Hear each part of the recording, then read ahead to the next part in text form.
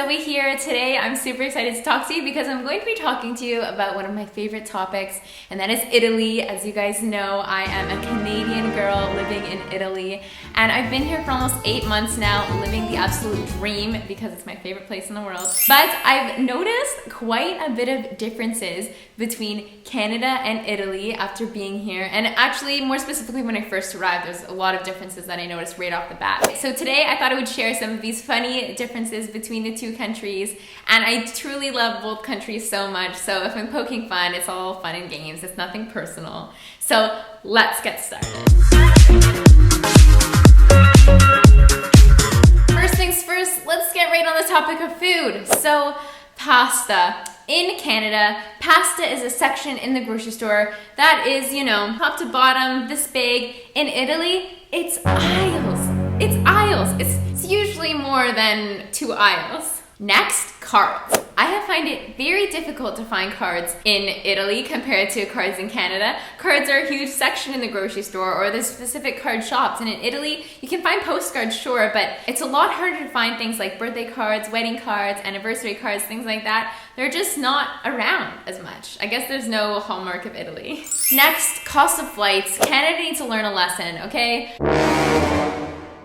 Because I can go anywhere in Europe, and this isn't just Italian Airlines, this is, you know, Ryanair and things like that, but it is so cheap to travel within Italy itself and also the other countries because they have a lot of cheap flights, and it is so expensive for me to go anywhere in Canada. It costs hundreds of dollars to say fly from Toronto to Ottawa that isn't very far away unless you get a seat sale. Whereas somewhere like Italy, like I have left the country and say gone to Paris for 40 Canadian dollars. You know, Canada needs to get it together.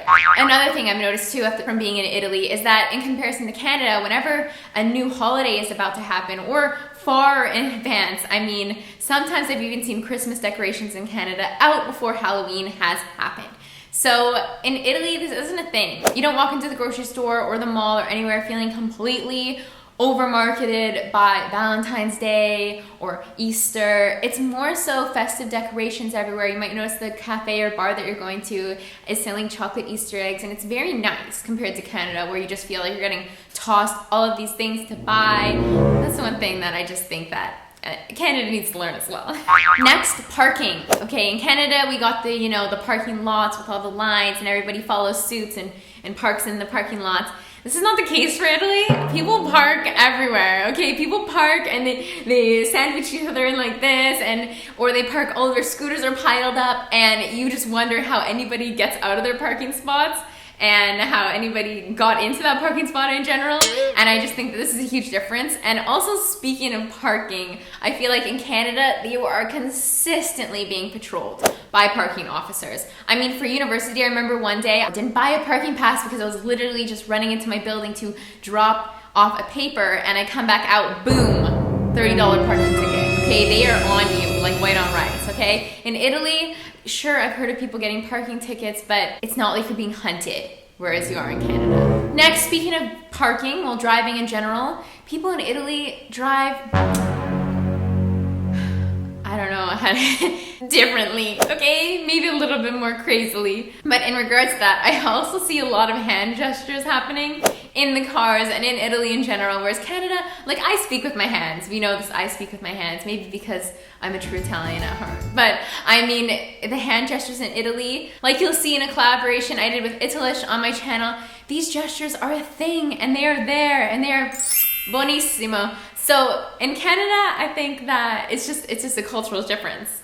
It's not so much hand gestures. I mean, we do have the peace sign, the thumbs up, and say the middle finger, but we don't have all of these amazing different hand gestures that we use on a regular basis. Next, in Italy, people kiss all of the time. They kiss one cheek, then the other cheek, and sometimes more than that. And I think it's so lovely. I think it's so wonderful that when you can introduce somebody for the first time, you're already kind of establishing a closeness to them, you're already establishing a connection, and it rids you of all this like social awkwardness. I don't know, I really like the way that the people are so much warmer, and I have this idea, and I'm sure I'm not the first person to say this, but the warmer the place, the warmer the people. I find that everybody is so inclusive here in Italy, and anywhere I've gone and meet people, everyone's just so open arms and kissing each other, and I think it's so fabulous and so so wonderful. And I think that, you know, Canada should be more like that too, but I guess it is a very cold place, so.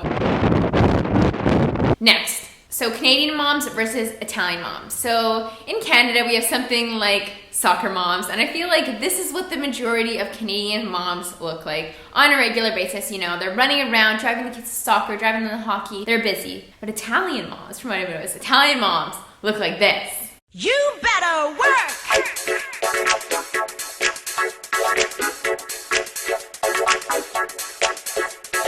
Okay, maybe not like that, but they look very fabulous. Their hair always seems to be blown out and all well done, and you just wonder like how they got so fabulous every morning when they have kids.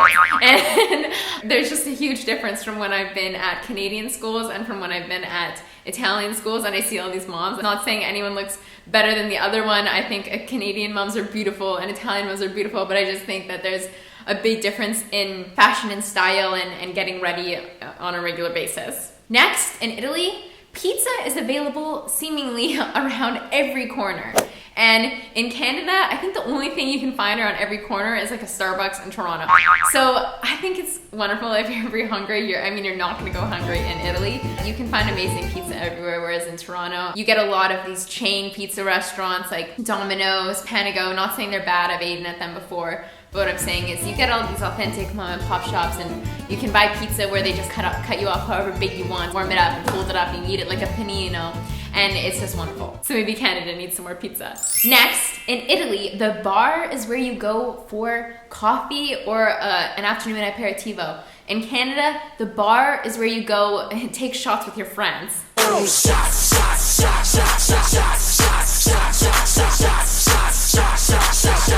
Everybody! Next, Italians eat cake and pastries for breakfast on the regular. Whereas in Canada, we're eating cereal or oatmeal. Cake is not a thing that is seen as a breakfast food. Speaking of breakfast, in Italy, you don't consume cappuccinos past 10 a.m. They feel like it's not good for your digestion. Whereas in Canada, if you're in the drive-thru, say at Starbucks, you know that everybody's ordering cappuccinos and lattes all day long. Also in Italy, it's normal to take shots of espresso all day. Not just in the morning, but in the afternoon as well. Sometimes before dinner, even after dinner. Espressos are a thing. I've met a couple people who say that they have up to 8 espresso shots per day. I personally am around 1 to 2, but I enjoy the espressos. I mean, sometimes you need a little hit in the afternoon, you just stop by the bar and take a shot of espresso. Buses and transportation. This is where I'm definitely on Canada's side because it's a lot more reliable and a lot more organized in comparison to Italy. Because sometimes the bus is supposed to be there, the app said the bus is supposed to be there, you're waiting 5 minutes, you're waiting 10 minutes, before you know it, you're waiting 45 minutes, and your ghost bus has not arrived yet. Whereas in Canada, I mean, if that were the case, Twitter would be blowing up. I remember one day, I was living in the Yonge and Eglinton neighborhood around Toronto, and I was working down on King Street, and it took me about 20 minutes from stepping on the subway at Eglinton to get to the stop at King. And I remember one day, the subway was out of commission for some reason, 2 hours waiting. You should have seen the flood of people. Cell phones were not working because people were just blowing up on Twitter like you wouldn't believe, and just the sass and harassment that I'm sure so many people received from that one incident, because it was like, I think it was like a Wednesday morning or something like that. Like Toronto needed to be at work, and in Italy, if the bus doesn't come, nobody cares. And I've learned to accept this, you know, whatever's gonna happen will happen. I mean, you complaining and you being upset that the bus isn't there isn't gonna make the bus come any faster. So that's one thing that's different, that I feel like Italy can maybe adapt a little bit more of a sticking to your schedule mentality, but at the same time, it teaches you different lessons. Next, water doesn't come free at Italian restaurants, whereas in Canada, you get the good old-fashioned Toronto's finest, the good old-fashioned Vancouver's finest, etc., etc. Tap water you get for free. You get to drink water, as much water as you want for free. In Italy, even though, especially in Roma, there's fountains for you to drink, probably right outside the restaurant, you still have to pay a couple euros to have a drink of water. They'll bring to you in a nice fancy glass bottle and all this, but you don't have the option to get your free tap water at most places. Prepare yourselves. Next, at restaurants in Italy and in most of Europe, you don't have to tip. It's already included, or their waiters and waitresses are already getting paid a very fair wage. Whereas in Canada, you're getting paid, you know, the majority below minimum wage or minimum wage, and you have to rely on your tips. And you even have to dedicate yourself to paying out a percentage of your sales in tips. So say if you have a day at work and nobody tipped you, you still have to tip out to the kitchen regardless of the fact that you didn't make any money. So that's where some things that Canada needs to learn as well from Italy is that maybe you should pay your waiters and waitresses. I was a waitress, so it's okay for me to complain about this because I know how unfair it can be sometimes. You serve a large party of people, nobody decides to tip because they all think maybe it's included or maybe they just aren't tippers, and then you have to pay, money out of your pocket to the kitchen where it's not fair because you didn't get paid yourself to do that. In Italy, one thing that's wonderful is often when you are out in the streets, in La Città Eterna, Roma especially, because this is where I'm living, you get serenaded while you're eating dinner. Sometimes you get harassed to buy things like selfie sticks and bracelets, but for the most part, you can be serenaded by some beautiful guitarist or somebody playing the accordion. It's really lovely. It creates this amazing ambiance, whereas most of the time in Canada, you're listening to the speaker, top 40. Sometimes it's nice to have that live music just quietly serenading you in the background. Another difference I've noticed is that Italians as a whole work to live. Whereas in Canada, I'm more so speaking about Toronto, but people live to work. Whereas Italians enjoy their time.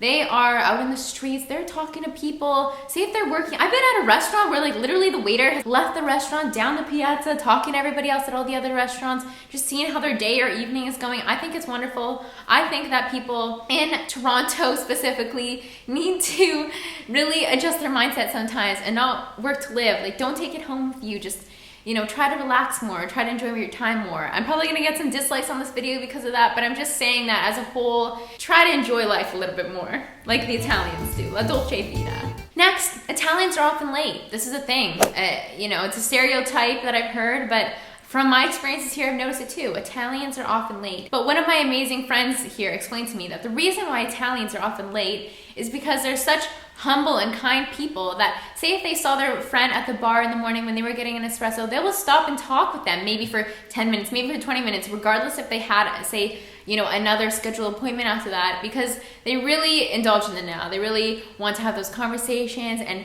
not make anybody feel like they're in a rush. They want to make everyone feel welcome, and that's why they're late, is because they were having too much of a good conversation with somebody else. So easily forgiven. I forgive all the Italians that are late because I just think they're just wonderful people. You can adopt me. Anybody out there, Italian moms, if you're watching, you like my compliment, girls, you could adopt a little Canadian. I'd be more than happy. Next, in Canada, we are obsessed with hockey.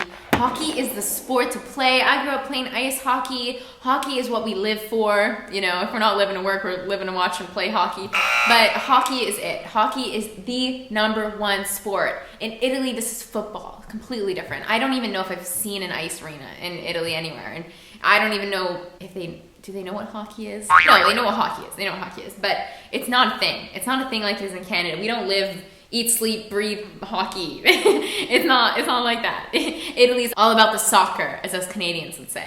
In Italy, France is their frenemy, whereas in Canada, Quebec is our frenemy.